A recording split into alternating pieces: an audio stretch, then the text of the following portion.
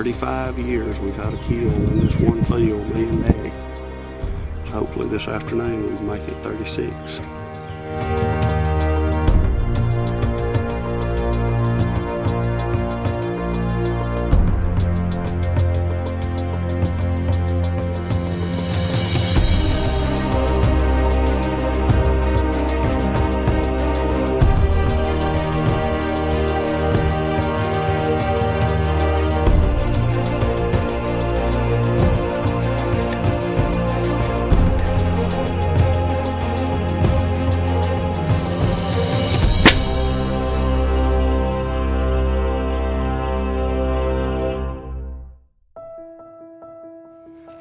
One of the neatest things that I've done in a long time when it comes to hunting is started shooting an air rifle. Casey and I started using it about 3 years ago doing hog removal work, and it's legal to harvest a deer in Alabama with an air gun now if it's larger than a 30 caliber. This is a 357 caliber Benjamin Rogue, and I'm telling you, if a deer gets within 100 yards, they can just forget it.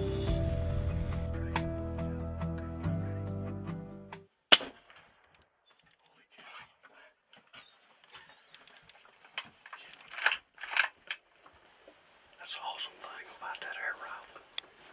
The rest of the deer don't even know what's going on. It doesn't have that crack. 60 yards, dropped her just like a big gun. Oh yeah.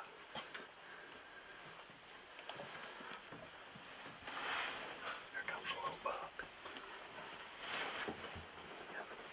That makes 36 years.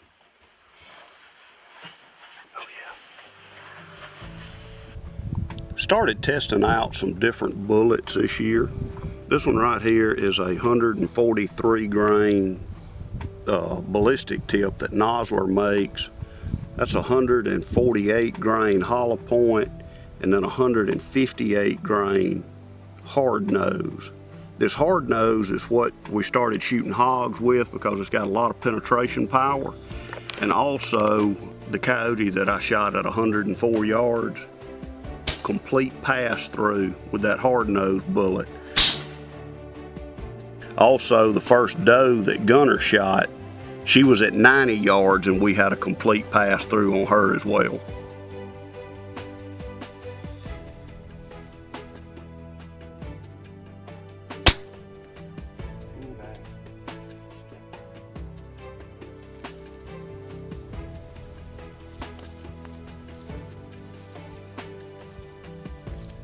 But really, what was that, 82.5 yards, Yeah. about what we had her.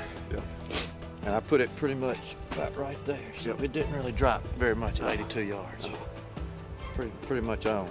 This air rifle's great. Then we tried out the ballistic tip, and it did pretty good, but it's still not mushrooming well. Shot a couple of does with it, but I'm telling you, this 148 grain hollow point, unbelievable. That's what it mushroomed to on a doe that I shot right behind the shoulder. It broke one rib going in and lodged in the skin on the opposite side.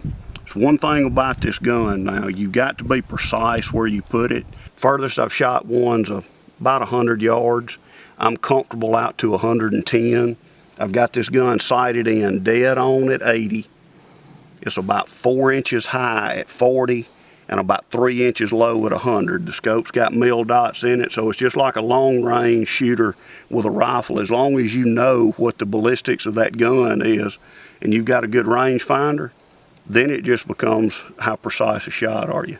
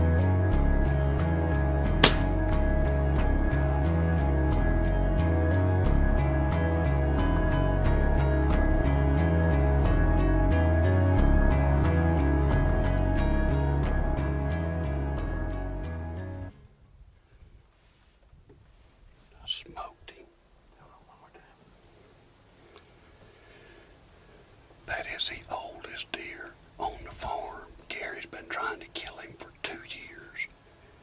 And he just showed up. Couldn't see him. Had a bunch of trail camera pictures of him. Just couldn't see him. It felt good. It looked good. He kicked high. Surely he didn't go but about 50 yards outside the field. And we got, he's not much. But that's awesome. That's my kind of deer. He's at least 7 years old. Knock-kneed, big-bodied, crappy rack. Awesome. Look at that thing. That is the oldest deer on the place. I can't wait. He's got to be 7 or 8 years old. That's the oldest deer. I guarantee you when we get his jaw out, that'll be the oldest deer I've ever killed. And my first buck with a pellet gun. And he's gonna weigh over 200 pounds too. Look at the big old head on that joker. Golly.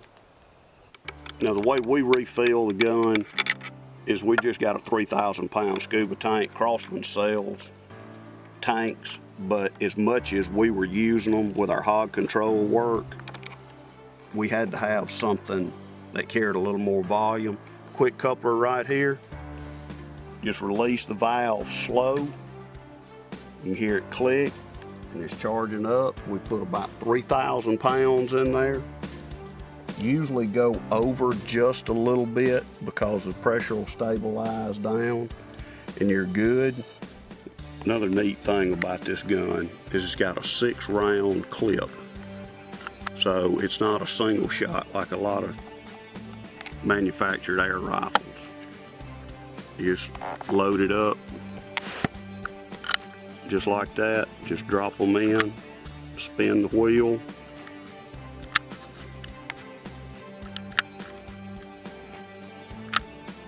and you've got a clip loaded up and ready to roll. You can take a spare one and just put in your backpack. It's real easy. You've got the gun upright, have the bolt out. It just slides right into place.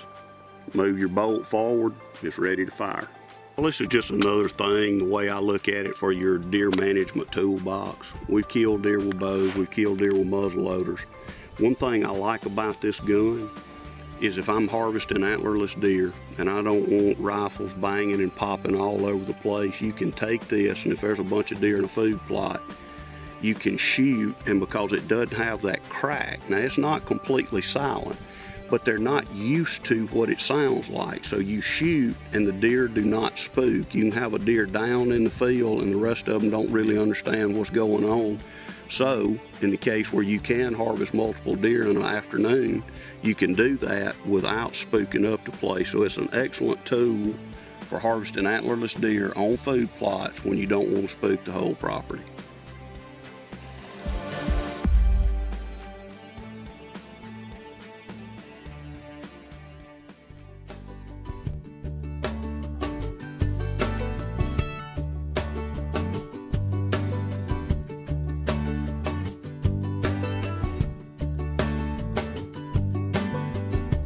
There's a place I go, tucked back in the pines, where a green field grows, my own little paradise.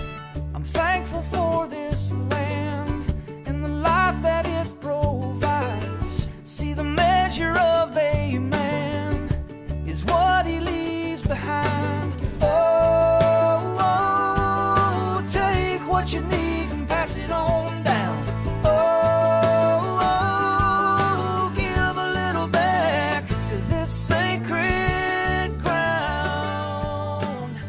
Sometimes you just got to get on old Chucky.